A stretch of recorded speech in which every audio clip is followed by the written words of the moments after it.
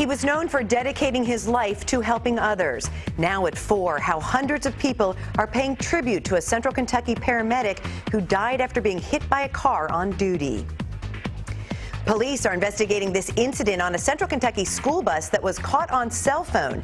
Now at 4, why a police officer is now on leave because of what happened. Gusty winds blowing colder air into central and eastern Kentucky. We'll track that into the weekend and talk about another big storm in the 7-day forecast.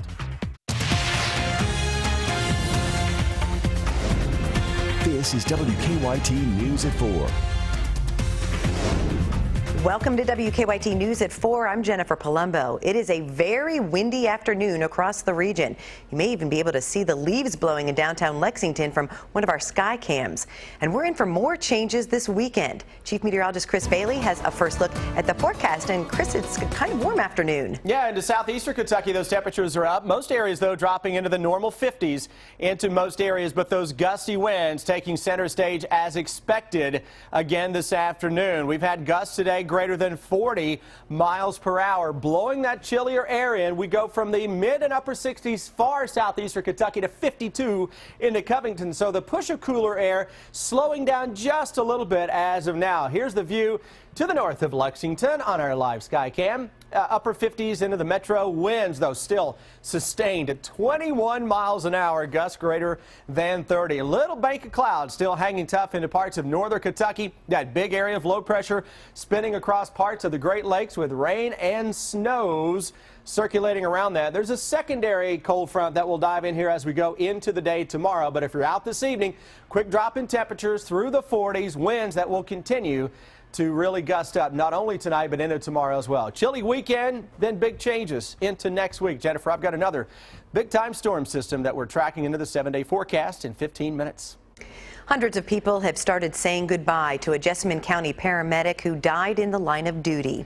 A car hit John Mackey in downtown Nicholasville a week ago. He died Monday. Visitation for the 40-year-old husband and father continues right now at Bethel Harvest Church. WKYT's Phil Pendleton is live in Nicholasville with our top story at 4. Phil? And those services started at noon, and they will continue on until 9 o'clock tonight, a 9-hour visitation for this fallen paramedic.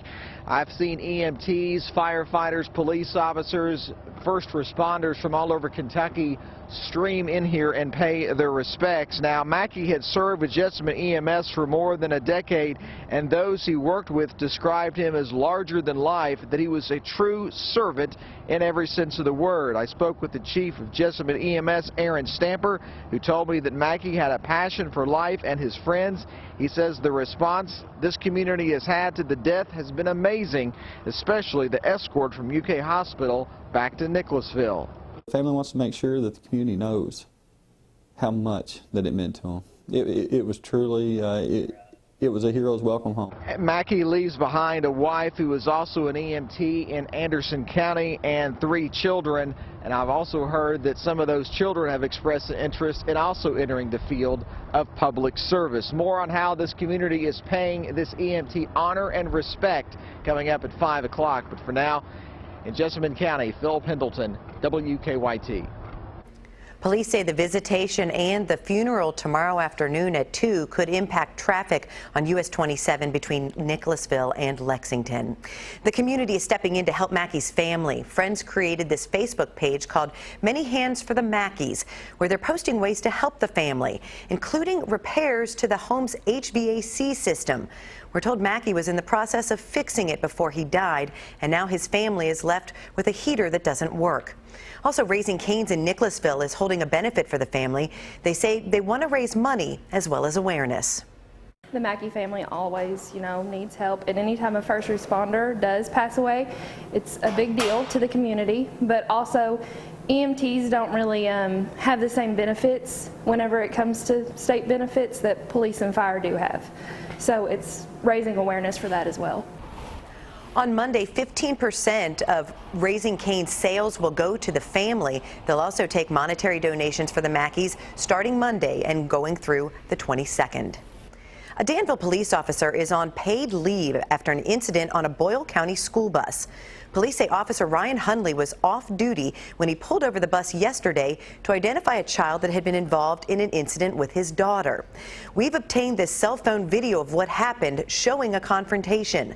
The Boyle County School Superintendent says they are cooperating with police, and we'll have more on this story on WKYT News at 6.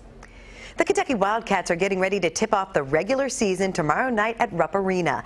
They'll play Albany. The Great Danes went 24-9 last season and made the NCAA tournament. They lost to Oklahoma in the first round.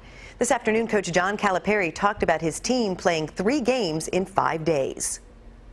You're playing the first team has most of their team back, an NCAA tournament team. NJIT has their whole team back and their 3-year players that beat Michigan on the road. Obviously, Duke is Duke.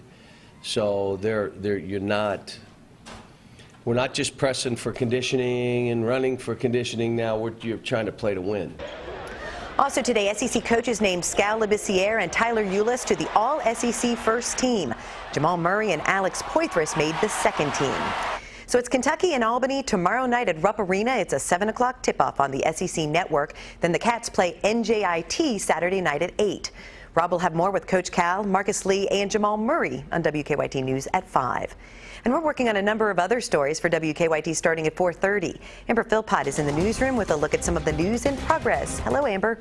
Hello to you, Jennifer. A Louisville man is hoping the public can help him recover part of his childhood that was sold at auction.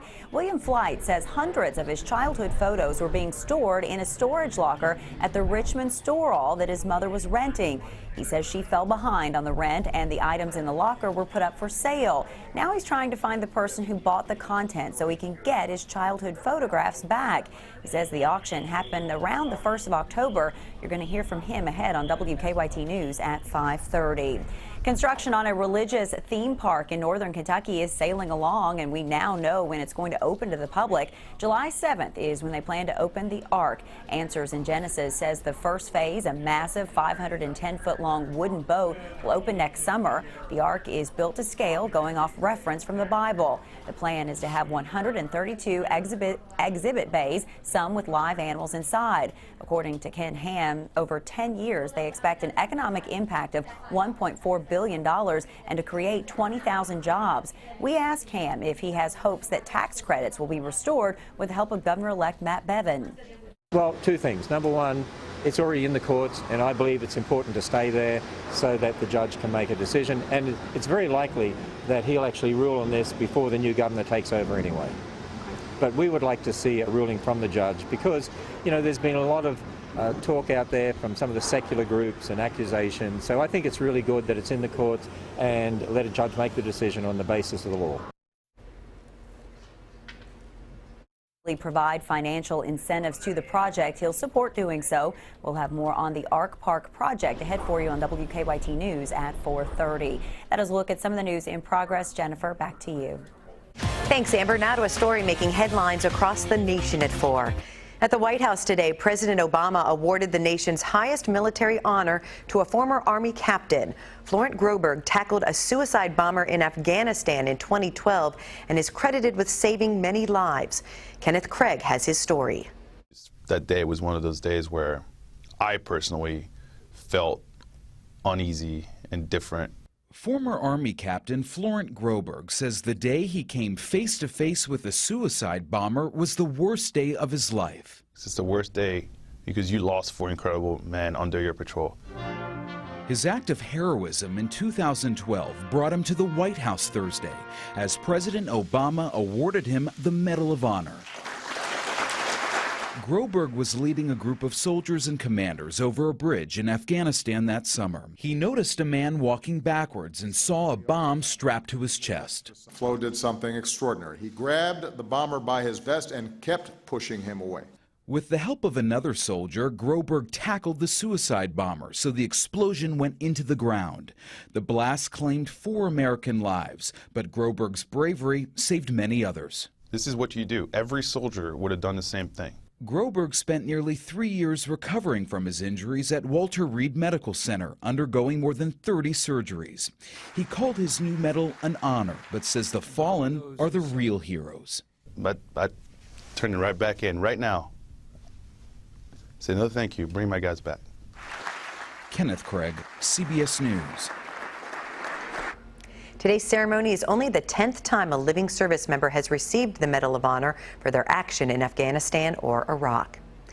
More big companies are giving new moms and dads a parenting perk. How they're getting paid to stay home. Ahead in WKYT Money Watch. And how to stop worrying about work after you leave the office. That's coming up on WKYT News at 4.